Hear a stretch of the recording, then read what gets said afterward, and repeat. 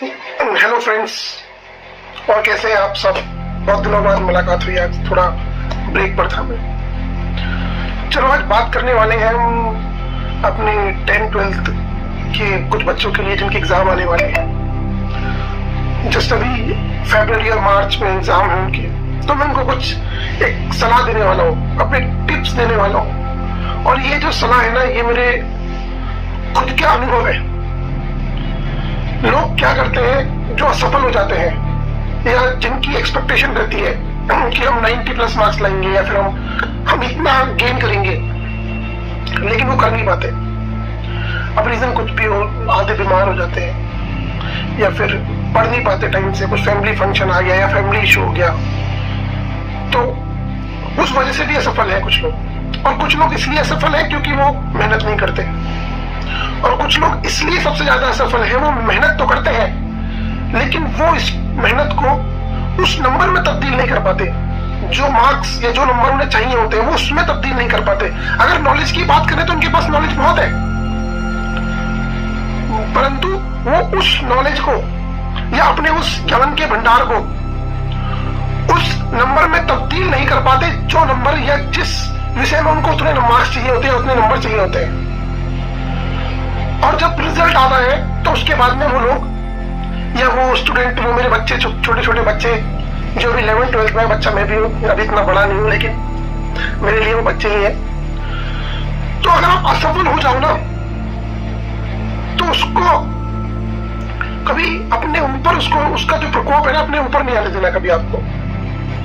क्योंकि एक छोटी सी बोर्ड के ऊपर या छोटी सी एक कागज के ऊपर एक नंबर या एक परसेंटेज या एक मार्क्स आपकी जिंदगी का फलसफा या आपकी जिंदगी का पूरी लाइफ का पैमाना नहीं होता हो। हाँ, ये मान सकता हूं कि आपको किसी बड़े कॉलेज में या किसी बड़ी यूनिवर्सिटी में आपको एडमिशन लेना है, आपको वहां एडमिशन ना मिले शायद, लेकिन वहां एडमिशन मिलने से आपकी लाइफ खत्म नहीं हो जाती। लाइफ बहुत बड़ी है, लाइफ में अप एंड डाउन आते हैं, इसलिए कभी हार नहीं माननी है आपको। एक छोटा सा एग्जांपल है, अगर कभी आपको लगे कि आप जिंदगी में कुछ नहीं कर पाओगे, अगर आपको पड़ोसी, यार, दोस्त, घर वाले नहीं, मोस्टली परिवार वाले जो दूसरे होते हैं, अरे आपके बेटे के कितने मार्क्स आए, नहीं हमारे के तो 92 है, आपके 70, पढ़ता नहीं था, बाहर देखा था हमने खेलते हुए, थोड़ा सा पे ध्यान दो। ऐसे लोग, इनसे बच के रहना।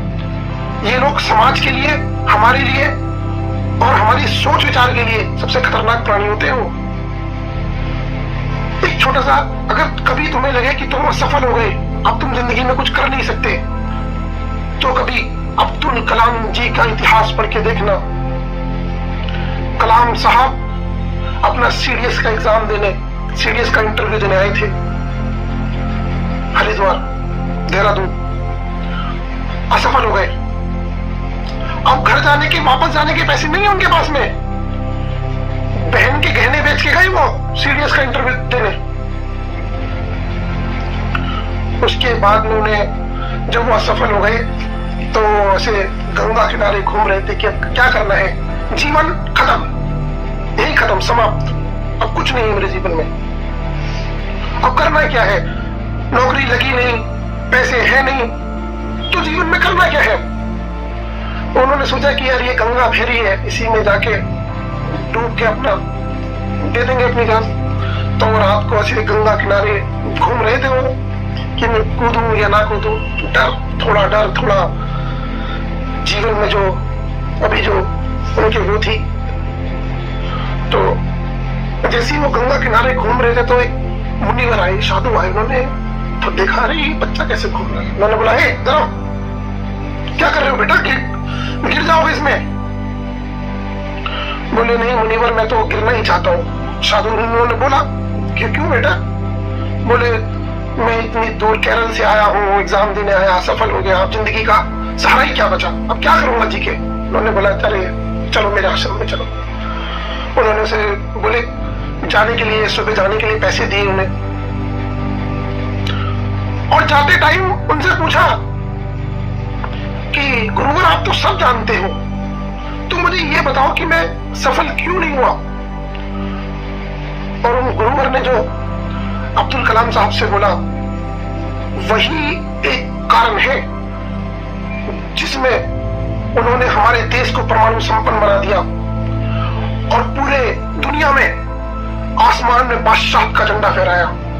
कलाम साहब की वो बात, कलाम साहब से जो बात कही मुनिवर ने, उन्होंने कहा कि तेरी नौकरी इसलिए नहीं लगी बाबा, इसलिए नहीं लगी बेटा, क्योंकि भगवान ने तुझे किसी और के लिए, या ऊपर वाले अल्लाह ईश्वर ने तुझे किसी और काम के लिए सलामत रखा है। अगर तू ये नौकरी कर लेता तो तुझसे वो जो काम करवाना चाहता है तू वो कैसे कर पाता।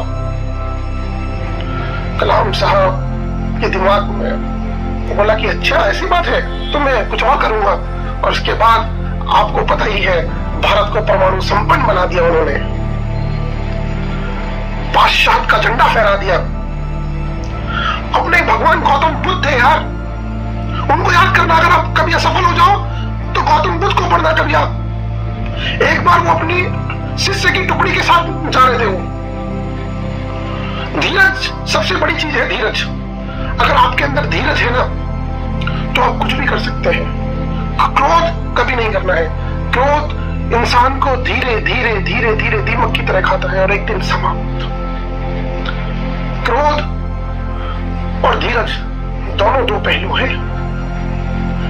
एक बार भगवान बुद्ध जा रहे थे निकलते हुए अपने शिष्यों के साथ। उन्होंने एक शिष्य से बोला मेरे लिए पानी लाओ। तो शिष्य गया भागता हुआ कि भगवान ने पानी मंगाया है।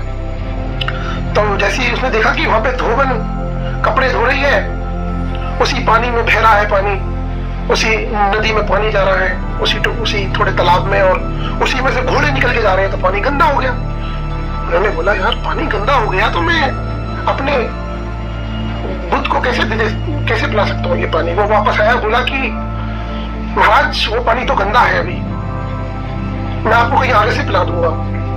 तो उन्होंने एक एग्जाम्पल देने के लिए उन्होंने बोला नहीं, पानी यही पियेंगे, आप चुप रहो, अभी देखते हैं अभी हम क्या होगा, हम पानी यही का पियेंगे अभी।